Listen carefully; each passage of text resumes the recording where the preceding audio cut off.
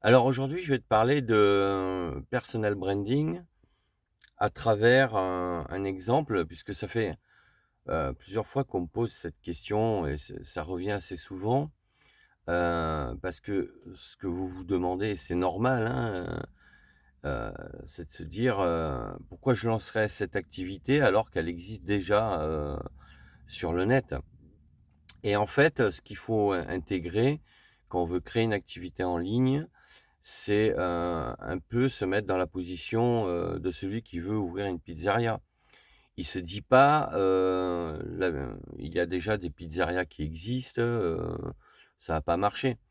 À partir du moment où, i cette personne s'est formée pour savoir faire des bonnes pizzas, qu'elle utilise des bons produits, qu'elle a un bon emplacement, des prix corrects, elle pourra créer, sa pizzeria tout simplement.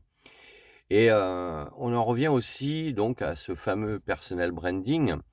Et là, je voudrais, prendre comme exemple ce qu'on appelle, le Ginga. Le Ginga, c'est un style, de jeu de jambes qui vient de la capoeira, donc sport brésilien. Parce que c'est, un peu ce qui est arrivé à l'équipe de foot du Brésil, dans les années, 50. À savoir que les Brésiliens, eux, avant d'arriver en équipe nationale, depuis tout petit, ils jouaient dans la rue avec, des balles de tissu, quoi. Ils étaient habitués à jongler, à dribbler, à courir avec des ballons qui, en fait, étaient des pelotes de tissu, et ils avaient comme ça développé une capacité, une aptitude, donc à pouvoir, utiliser cet objet pour jouer au foot, quoi. Et ça a développé chez eux des capacités de jeu de jambes, des capacités à se mouvoir d'une certaine manière pour arriver à jouer. Et c'est comme ça que, ils ont développé, en reprenant ce terme de la capoeira, le style Ginga dans le football brésilien. Et ce qui fait la particularité de ce football par rapport aux autres, types de football, c'est justement ce côté créatif, ce côté agile, ce côté très, esthétique, par rapport, à une façon de se mouvoir, à une façon de dribbler qui ressemble presque, à de la danse, à de la samba, puisque les joueurs brésiliens, bon, en général, ils dansent tous la samba, et ça a développé chez eux une aptitude et un style particulier. C'est ce qu'on appelle le style Ginga. Et pour la petite histoire, qu'est-ce qui a fait le succès de l'équipe du Brésil? Alors, tant sur le plan esthétique, mais, au niveau des résultats, puisqu'aujourd'hui, c'est l'équipe qui a le plus, remporté de coupe du monde depuis, sa création. Ben, c'est tout simplement parce qu'elle a su garder son style, alors qu'elle a failli, le laisser tomber à un moment donné à la coupe du monde 1958, lors de la finale contre la Suède. L'entraîneur de l'époque voulait obliger ses joueurs à jouer comme les Européens. Mais eux, les joueurs, brésiliens, ils savaient pas jouer comme ça. Ils avaient pas ce mode de fonctionnement, ce mode de raisonnement, cette façon de se mouvoir. Alors qui certes est efficace aussi, puisque bon, le style européen, c'était plus un style, tactique, avec beaucoup de discipline, avec, une manière de jouer beaucoup plus structurée, alors que les Brésiliens étaient plus créatifs. Et alors il y avait une organisation globale, mais après, chaque joueur s'exprimait, avec ses savoir-faire, ses compétences et son propre Ginga, c'est-à-dire son propre style. Et si tu veux créer une activité en ligne, ben, tu dois adopter cette notion de Ginga, parce que c'est ta personnalité, c'est ton style qui va faire que tu vas te démarquer. Non pas en étant meilleur, mais en étant toi-même, et en étant différent des autres.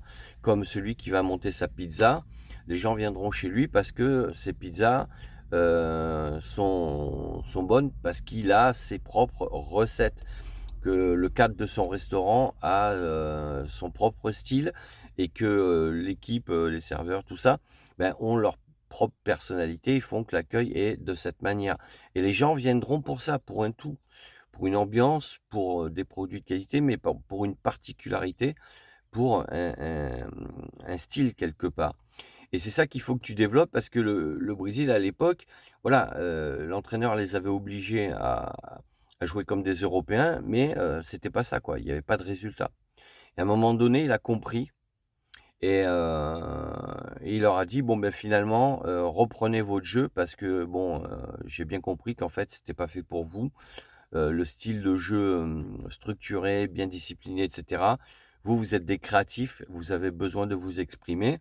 En sachant qu'à cette époque, c'était donc, la première coupe du monde où, un joueur qui est devenu, un des joueurs les plus célèbres puisque c'était Pelé, qui avait particulièrement ce style-là, qui avait, ce Jenga-là, puisqu'il avait cette façon de jouer, tellement surprenante et avec une technicité incroyable alors qu'il avait que 17 ans et qui a fait que, bon, ils ont fini par battre, l'équipe de Suède et gagner la coupe du monde. Pourquoi? Parce que l'entraîneur, finalement, a compris que c'était, leur style à eux. C'était leur façon de jouer et qu'en les obligeant à jouer un autre jeu, bah, il y aurait pas de résultat tout simplement. Donc toi, pour une activité en ligne, c'est ce qu'il va falloir que tu fasses. Il va falloir que tu développes ton propre Jenga. Donc on ça renvoie au personal branding et il va falloir que, voilà, tu développes cette approche-là sur ton écosystème, que ce soit ta chaîne, si tu fais des vidéos sur Instagram, sur Facebook et cetera et quand tu vas écrire tes articles sur ton blog, il va falloir que tu y mettes ta patte et c'est ton style qui va attirer, en fait. En fait, les gens qui vont pas accrocher à ton Jenga, bah, ils viendront pas et en revanche, tu vas te créer une communauté de gens qui vont adhérer à ton Jenga, c'est-à-dire à ton style. Donc voilà, ce que je voulais, dire dans cette vidéo. Donc, j'avais déjà, évoqué ce sujet-là, mais comme c'est des questions qui reviennent constamment, il y a pas de souci, j'en refais une. Mais voilà, là, je t'invite à aller lire l'article sur mon blog Cap sur vous, sur le Jenga. Du coup, tu verras, là, tu auras un détail bien plus précis sur l'anecdote, ce qui a fait que, on peut tout à fait être performant, on peut avoir des résultats en développant son propre style. Ça ne veut pas dire qu'on sort du cadre, on est dans le cadre, mais on joue avec son propre style, avec ses propres compétences, sa propre personnalité et ses propres aptitudes développées, justement grâce à notre personnalité. Donc, n'hésite pas à me dire ce que tu en penses en commentaire, à me laisser un pouce bleu vers le haut, à t'abonner à la chaîne. Pense à la petite cloche pour être prévenu quand je sors d'autres vidéos et je te dis à bientôt pour d'autres sujets. Ciao, ciao.